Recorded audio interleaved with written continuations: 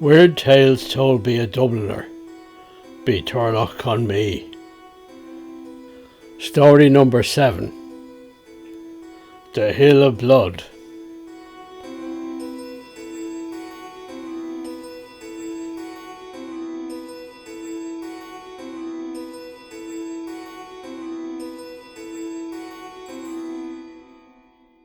The Laufental in Switzerland is a valley of limestone cliffs overhanging the river Birs, with many a gloomy castle on the heights, some in ruins, some inhabited, looking down on the villages nestled in the meanders of the river. The train going into the city of Bâle stops at the station for Dornach and Arlesheim, and there I go sometimes to visit the grave of Rudolf Steiner. Especially today, the 30th of March, 2025. For the great occult philosopher died exactly 100 years ago. I go there to where he is buried, in a grove on the hill of Dornach. It is sunset. Not far from there, on the top of the hill, is the Goetheanum, that temple of occult and esoteric philosophy which he built. All around are the gardens of the Anthroposophic colony he founded, and the strangely shaped houses in which the members have lived at one time or another. Look away to the north, and you see the twin spires of Arlesheim Cathedral in the distance.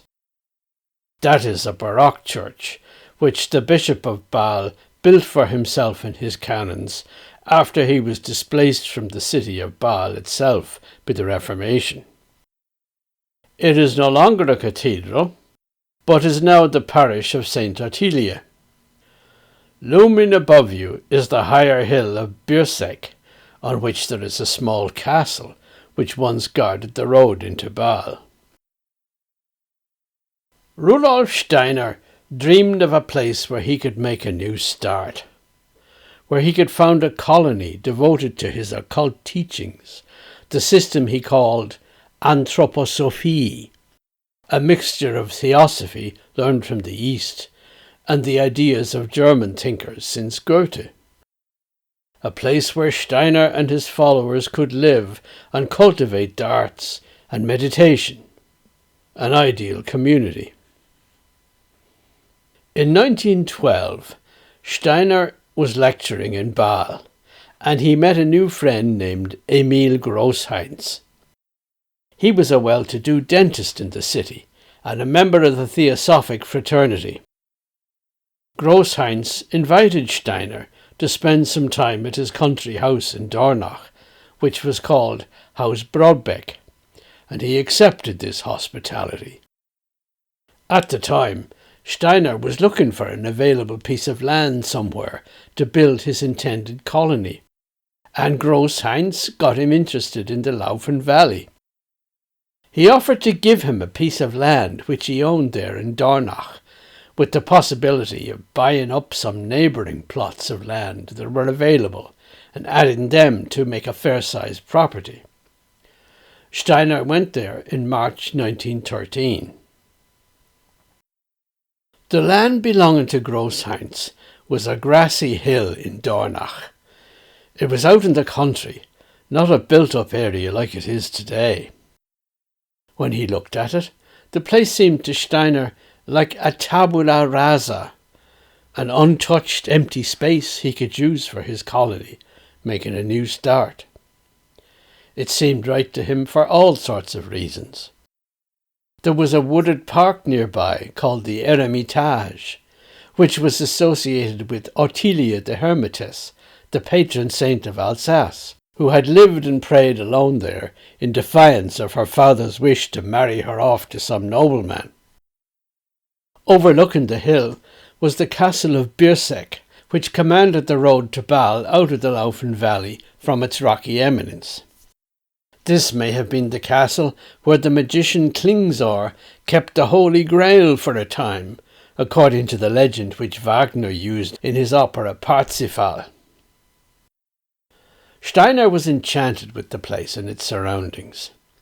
He stood on the hilltop with his friend Großheinz and looked across at the twin spires of the cathedral in Arlesheim. The thought came to Steiner that he wanted to build a temple of his own here, to rival it. That night, however, that first night at Haus Brodbeck, Steiner had a terrible dream. It was a nightmare of a battle on a hill, where men were being killed, even killed after falling wounded in the grasses. Murder was everywhere, the shouts, the screams, the clash of arms. Steiner woke up screaming himself, terrified. The next morning, he told his friend Großheinz about the nightmare that had plagued him. He asked if there was something like a battle in the history of the place. Großheinz explained to him that the Battle of Dornach had been fought on that hill in 1499. Great was the slaughter. The place was known as the Hill of Blood. It had been the scene of one of the greatest war crimes in history. On that hill, known locally as der Bluthügel, the Hill of Blood, the forces of the Swiss Confederacy had joined battle with the forces of the Habsburg Emperor.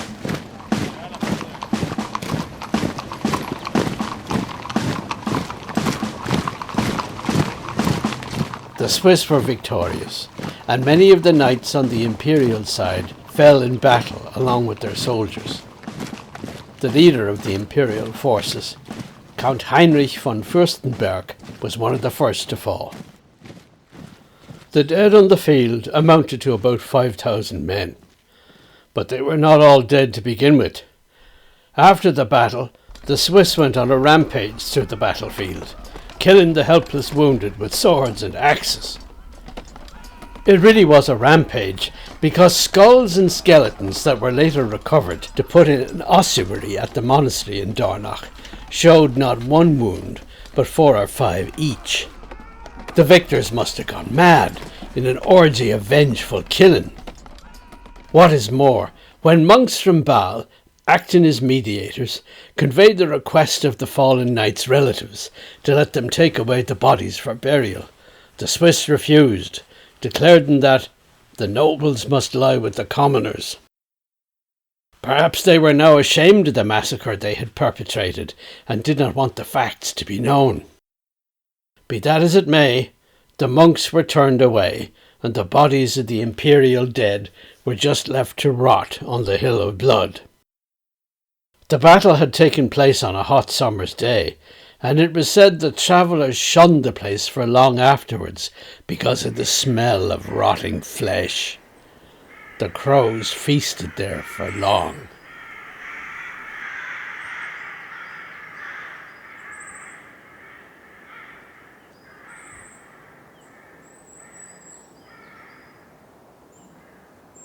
With the passage of time, the grasses grew again and covered the remains. But to this day, archaeologists confirm that the soil of the hill is full of human bones. Großheinz told Steiner about this. He must have known the facts to some extent. They were part of the local folklore in Dornach and Arlesheim. That was why the villagers referred to the hill of Dornach as the Hill of Blood, meaning the Hill of Slaughter.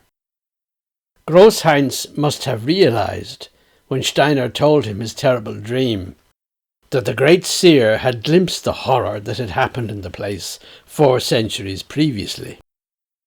He may even have shown Steiner the ossuary in Dornach Monastery, containing the horribly maimed skulls of some of the imperial knights and soldiers. What was Steiner to do? A man of lesser resolve would have shunned the place and looked elsewhere for a site for his colony. But he resolved to confront the issue and build his colony and his temple there, in spite of the curse that seemed to lie upon the hill. His would be a temple of peace. It would blot out the nightmare of the Hill of Blood, he thought. When I think of him doing this, thinking this way, it puts me in mind of another place I know in this part of the world, namely Falera in the Grisons Alps. That is a mountain top overlooking the valley of the Surselva, with a panoramic view of the surrounding peaks as far as the eye can see. It is also a favourite place for astronomical observations. The night sky there is very clear. This must have been true in the New Stone Age, for the slopes of Falera are studded with rows of prehistoric markers. Line them up and you see the places where constellations like the Pleiades rose above particular peaks at particular seasons of the year. At the top of the mountain, a little further up from the rows of standing stones that looked like a petrified army, there is a place that must have been a sacred precinct, with a sacred grove of trees, perhaps with an altar where Stone Age men offered sacrifices, human or animal, to their gods or presiding spirits. But in place of the sacred precinct, there is a church, a Christian church built by some missionary in the early Middle Ages. The purpose of this building was plain. It was to break the power of the pagan holy place and its presiding spirits. In fact, you can look down from there into the valley between the Zoran mountains and see places at lower levels where other churches and chapels were built by early Christian evangelists. The church has taken over the sacred geography that was there for thousands of years before.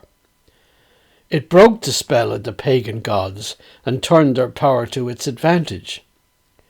Yet it always strikes me that to this day the church is surrounded by the petrified army of standing stones. It looks like a fortress under endless siege. Something like this reasoning, breaking the power of demonic forces and harnessing their power for something new, must have animated Rudolf Steiner as he looked upon the hill of blood that was being offered to him. Yes, he would build a temple right on the spot, and it would do what he preached to his followers and believed possible, the harnessing and neutralizing of the power of the demonic, so that it could become a force for good. It was not to be so. First of all, the building project was overshadowed by the outbreak of the Great War in the following year. Steiner spent most of his time in Dornach, away from Germany. Switzerland was neutral, of course, and peace reigned there, while the big guns thundered elsewhere in Central Europe, and men cowered in trenches in their thousands, fearing the cloud of poison gas or the machine guns that would mow them down when they charged into no man's land.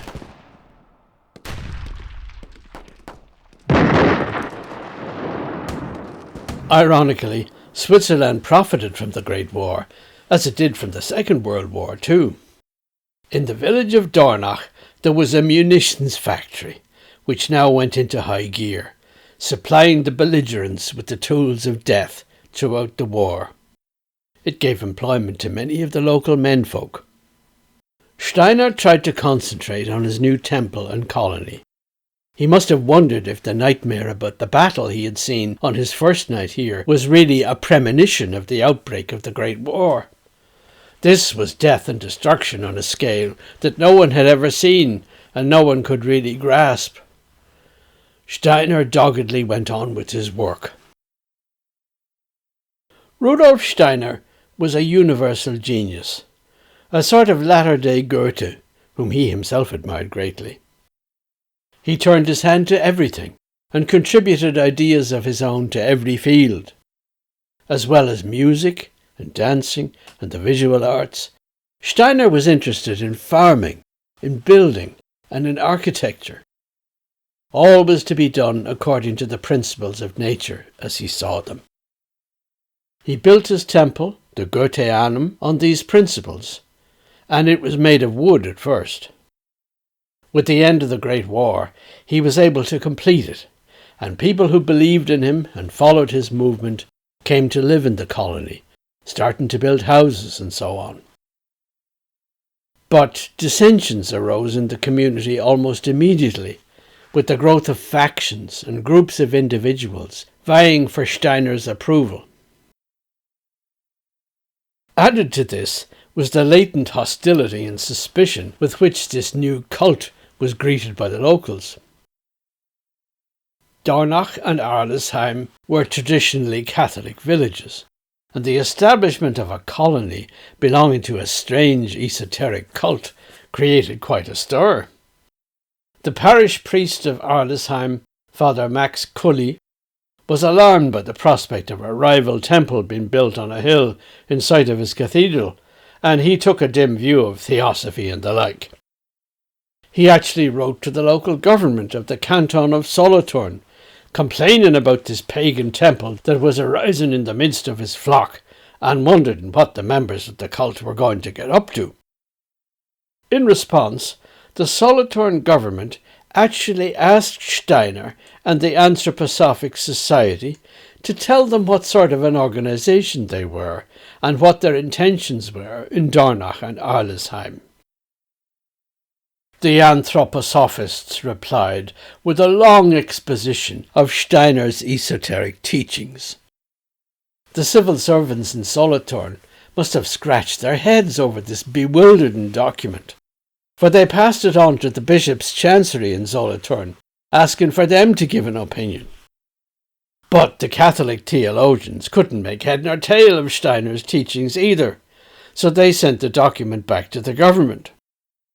The upshot of the whole affair was that no official attempts were made to stand in the way of Steiner establishing his colony, and the Goetheanum was built up on the hill, much to the chagrin of the local parish priest, who continued to thunder against it from the pulpit and in local Catholic newspapers.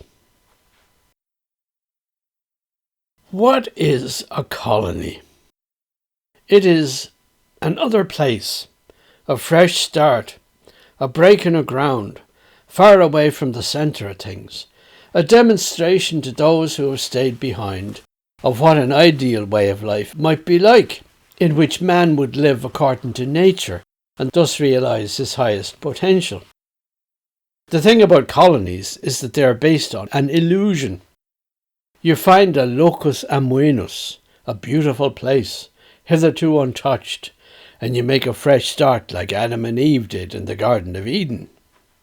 But alas, it may not be a locus amoenus, it may be a locus maledictus, a cursed place. If that is so, you will not know about the curse, or you will have to dismiss it as nonsense, irrelevant to your plan. For the colony is not empty and uninhabited. It already has people there. Either you make them a part of your colony, or you drive them away. Whatever you do, you don't ask them about the place or how to live in it. You ignore them, and the colony you build with your back to them. This applied to the colonies of the New World, from the Puritans in New England to the Jesuits of Paraguay. But how foolish to try to set up a colony in Europe! The land has borne the imprint of man for thousands of years, and man has not trod lightly, but has left his mark in all sorts of ways. There is no room for a colony in any place you find in Europe. The ghosts of all the generations who have lived and died there will crowd you out. Every place is haunted. You'll just have to take your place among the ghosts as the latest tenant of an ancient place. The newly erected Goetheanum burned to the ground in mysterious circumstances on New Year's Eve, 1922. The local villagers, celebrating on the cathedral square in Arlesheim with music and dancing, letting off of fireworks and so on, saw it and realised something was wrong. This was a real fire. The dark new shape with its two-domed roof on the hill of blood yonder was burning, the flames soaring into the night sky. The wooden structure burned fiercely.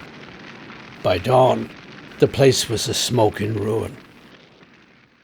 The fire did not fail to be identified by locals as a sign of wrath from heaven. By the Anthroposophic group, it was immediately thought to be arson. Suspicion pointed first at local enemies of the colony, even the fiery parish priest, Father Cully. But within days, a member of the Anthroposophic movement, a local man named Jakob Ott, was declared missing. Not long after, his charred body was found in the ruins of the Goetheanum. It seemed it was he who had started the fire, for whatever reason. Was he a member of a secret faction in the movement that didn't want them to have the Goetheanum? Had he some sort of monstrous animus against Steiner himself and wanted to burn the temple over the seer's own head?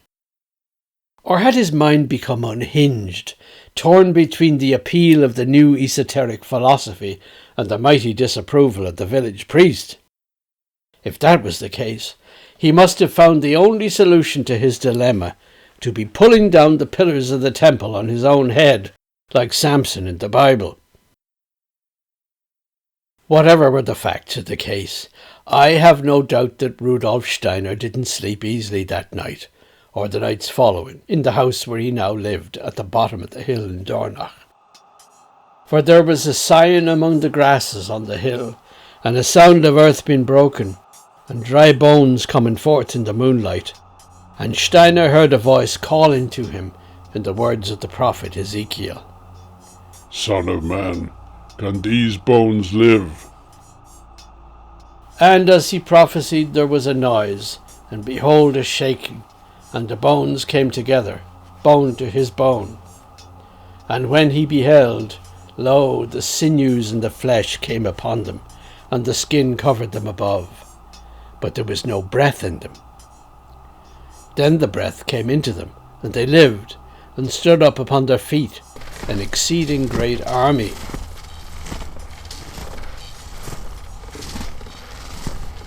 And they came clanking in their armour, and stood around Steiner's house in rows, their broken skulls glinting, and an endless pitiful lamentation coming from their shattered mouths that only he could hear as he slept.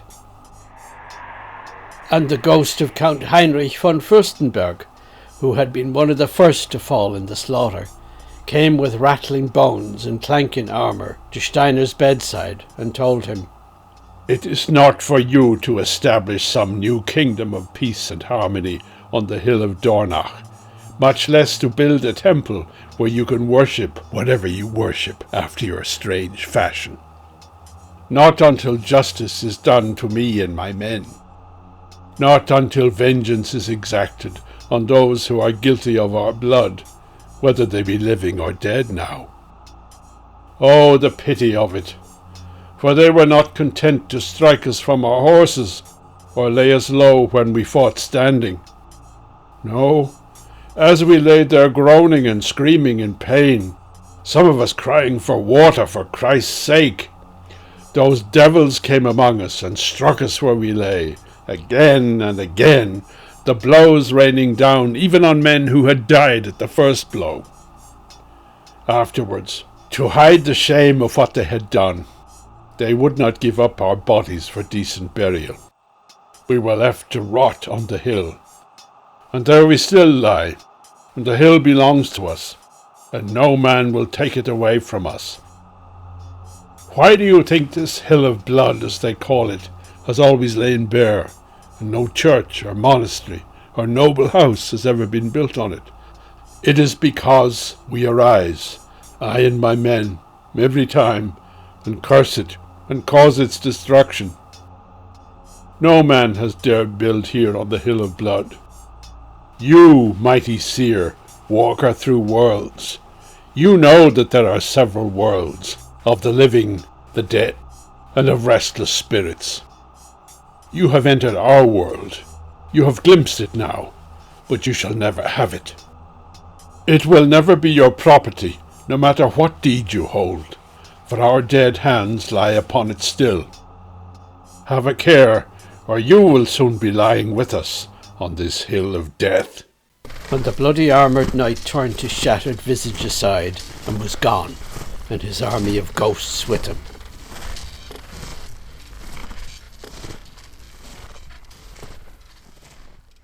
Steiner ignored the warning of the fire, and with his indomitable spirit he went on to build a new Goetheanum. This one was to be made of the new material, concrete. But in the meantime the great visionary himself fell ill. The illness was mysterious. The ground was rife for conspiracy theories. Some said that he was poisoned by rivals in his movement.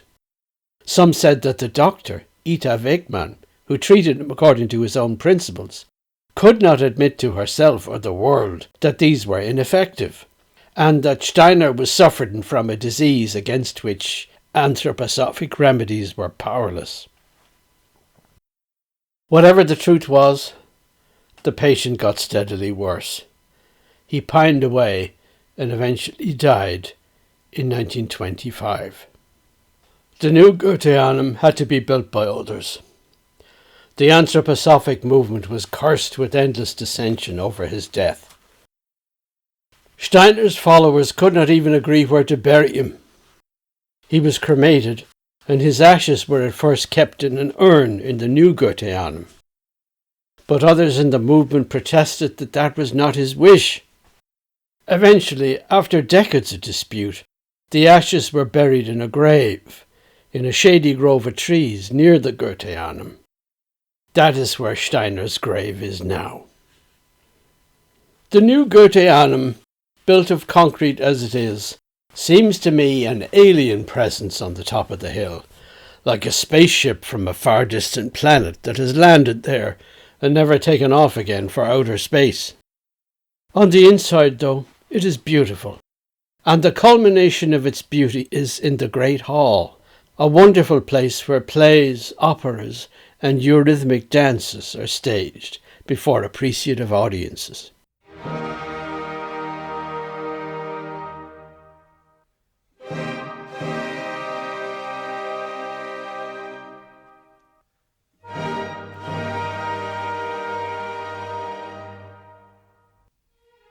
This centerpiece of the Goetheanum was built from the designs and the artwork of Steiner himself. It always makes me think of Hermann Hesse and his glass bead game. Now that is only a novel. Yet if there is any place on earth that deserves to be imagined as the physical embodiment of the great hall of the Castalian order, where the sacred games are staged, then surely this is it. Hesse knew Steiner personally and regarded him as a charlatan. Yet he himself must have dreamed of an order, an ideal movement that would bring peace and harmony and devotion to beauty to the war-torn world again. As the Second World War raged all around neutral Switzerland, Hesse dreamed of his ideal community, his order of monks, and set it between the Grisons Alps and Ticino, where he lived. He never realized this vision. That is to say, he never set himself up as a guru, as Steiner had done. But he worked his movement out on paper and gave it to the world in the form of a novel about an imaginary movement in the 23rd century. Hesse may have condemned Steiner, but Hesse was a dreamer, whereas Steiner was the man of action, possessed by the demonic in Goethe's terms. He was driven to make his movement and his colony into a reality, even if it had to be in the teeth of opposition, and forever plagued by discord and dissension that eventually dragged him down and destroyed him and was his undoing. Steiner's comparatively early illness and death can be regarded as a tragedy for his life's work and his movement, just as he was making his dream at the temple and the Anthroposophic colony a reality. There was so much more he wanted to do, so much more he could have done. It turned out that he left a legacy in terms of his movement, and his schools in particular. The temple was called the Goetheanum, in honour of Goethe.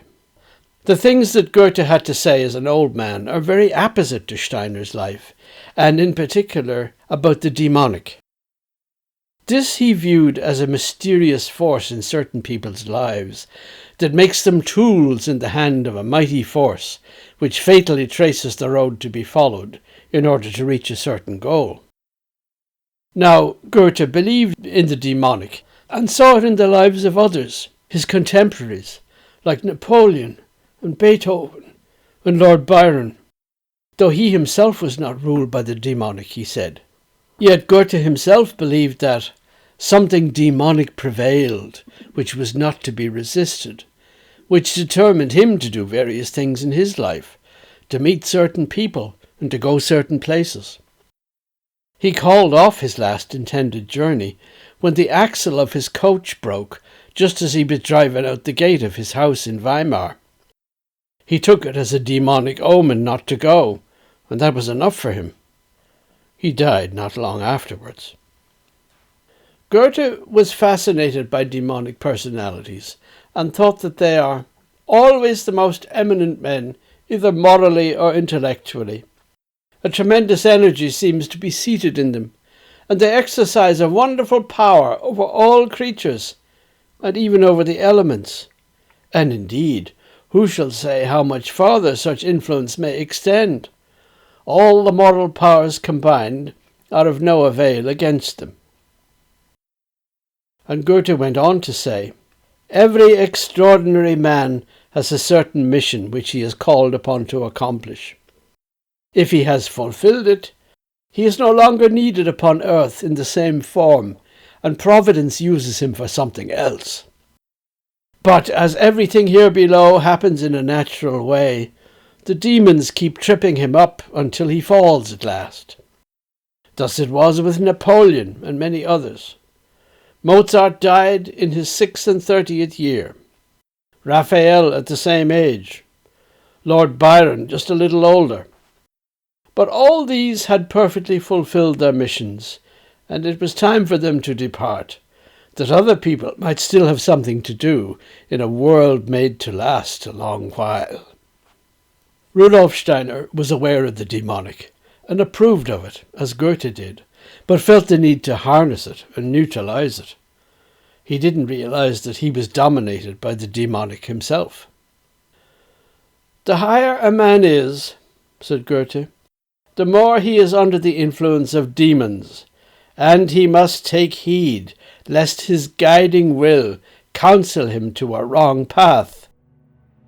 I think of these wise words of Goethe as the darkness gathers around me and I stand before the grave of Rudolf Steiner. He surely was under the influence of demons, which can deceive and lead astray, as well as inspire and guide. His legacy here on this hill is abiding, but it, like his own life, has been plagued with conflict and dissension, and paths that lead nowhere but death. His grave is a peaceful place, at least, but I can never repress a sigh that things did not go better for him.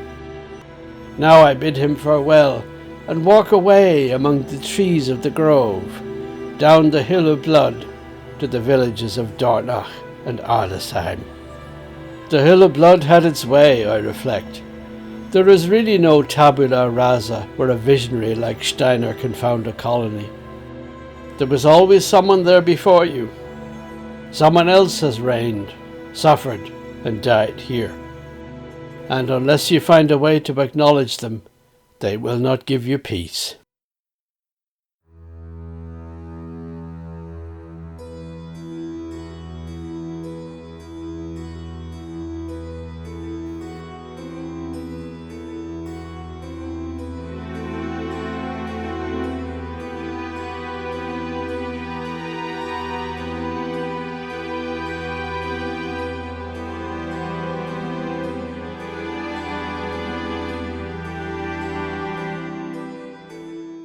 You have been listening to The Hill of Blood by Turlough Conmee from Weird Tales Told by a Dubliner.